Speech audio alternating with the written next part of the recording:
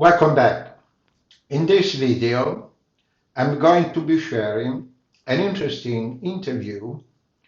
John Grishman, very famous writer, storytelling, American storytelling, wrote different novels, and he released an interview recently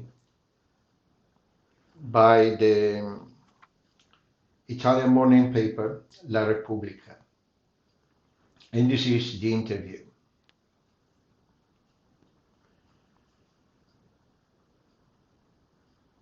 The family no longer speaks to each other.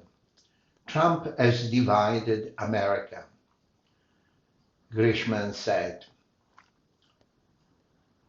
In this interview, the writer says, after the election, someone burned Harris' sign I put in my garden. Talking about politics has become toxic, always on the edge of violence. And that never happened in my life. I've never, remember such a thing. This interview has been released on November 23, 2014 in London. John Grishman rolls his eyes, blue with melancholy. No, I hardly speak to my brothers anymore, only platitude. It's Donald Trump's fault. The great American writer, master of legal thriller, and unreviled bestseller, is leaving his white country house in Virginia to fly to Miami to present his latest book, Trapped, that will be published by Mondadori in Italy. But before boarding, he comments at length with Repubblica on the American election, which have left him heartbroken, stunned, lost, in shock. But how come, Grishman, have you and your family come to this? This is what Trump has done to us and many other families in America. He has broken them into two. I often talk to my liberal sister who lives in England. I don't talk to my two brothers here in America who have long supported Trump. If we happen to be on the phone, we do but with platitudes. We rarely speak to each other anymore.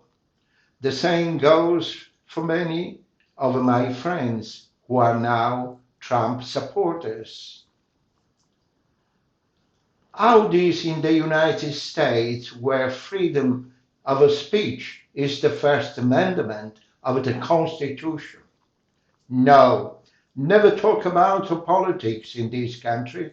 These days, everything has become so toxic, always on the verge of violence. I've never seen anything like it. You either love Trump or hate him.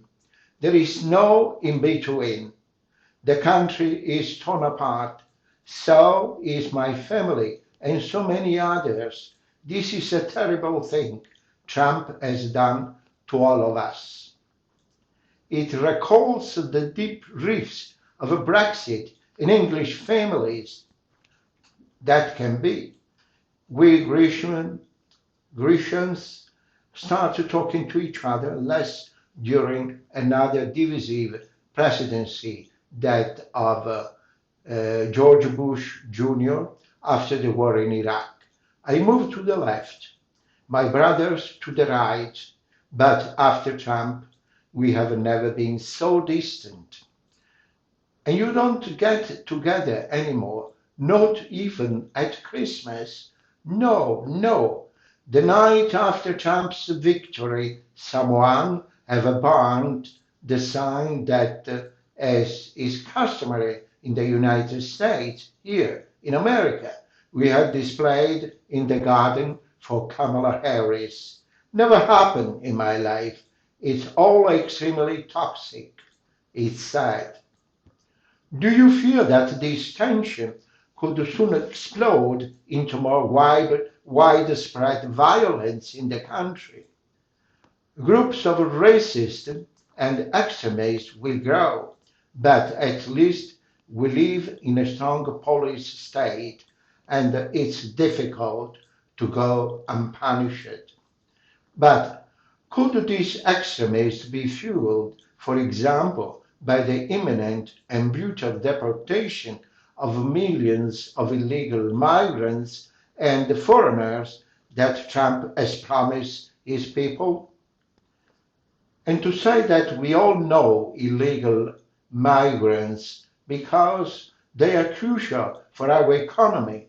Instead, terrible things await us.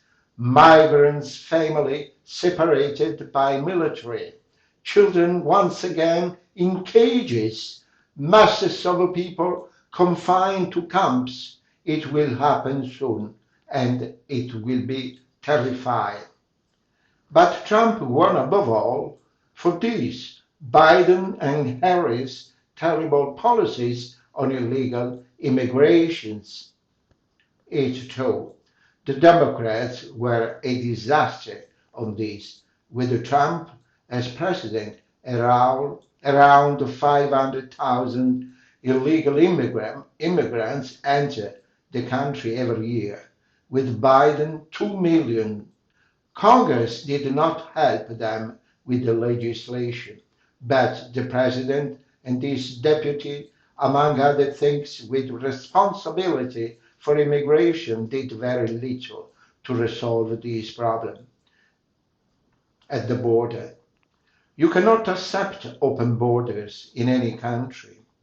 And also, on the economy and inflation, Biden and Harris failed to speak clearly to the Americans.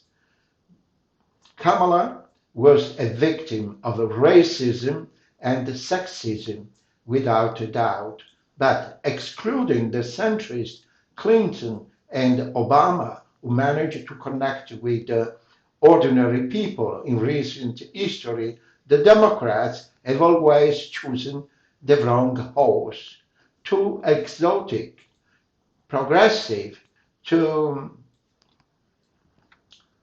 left for most Americans, too obsessed with culture wars and from issues such as gender, but less interested in the substance and the daily life of the majority, to bread and butter, as we say in this country.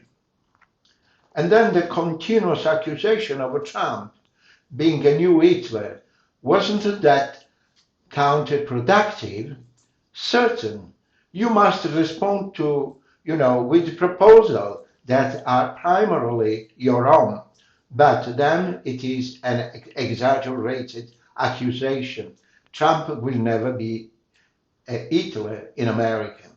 The military is still powerful, and the Republicans in Congress itself, although now in the majority for Trump, may soon tire of the president-elect, which will be a disaster, worse than the first term.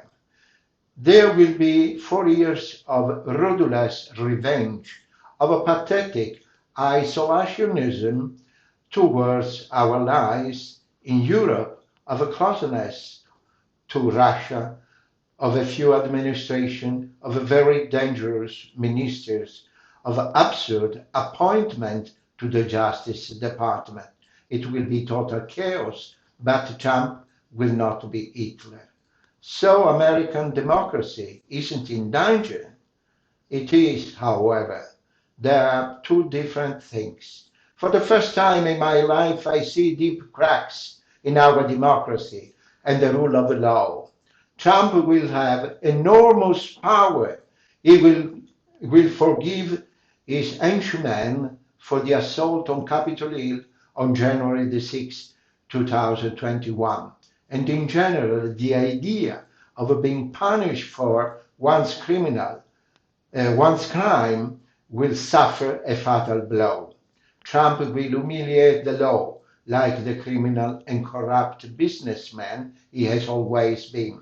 But this was not enough to dissuade the majority of the voters. Having a criminal record no longer counts in this country and in the West, especially when many poorly educated people become a part of the political cult.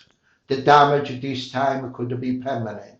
We could sink into an oligarchy like in Russia. See the gigantic influence that entrepreneurs like Elon Musk have. We will be navigating truly uncharted waters. I have never been so terrible of the future. I've never been, so terrified of the future of American democracy.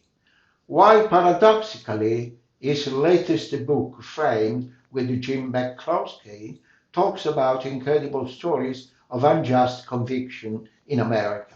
Yes, it is a terrible problem in our country. I became passionate about this plague since the novel Innocent in 2006. Why in the United States is someone who commits a crime openly, like Trump, on the loose, while so many other people rot in prison as innocent? And what response did you give?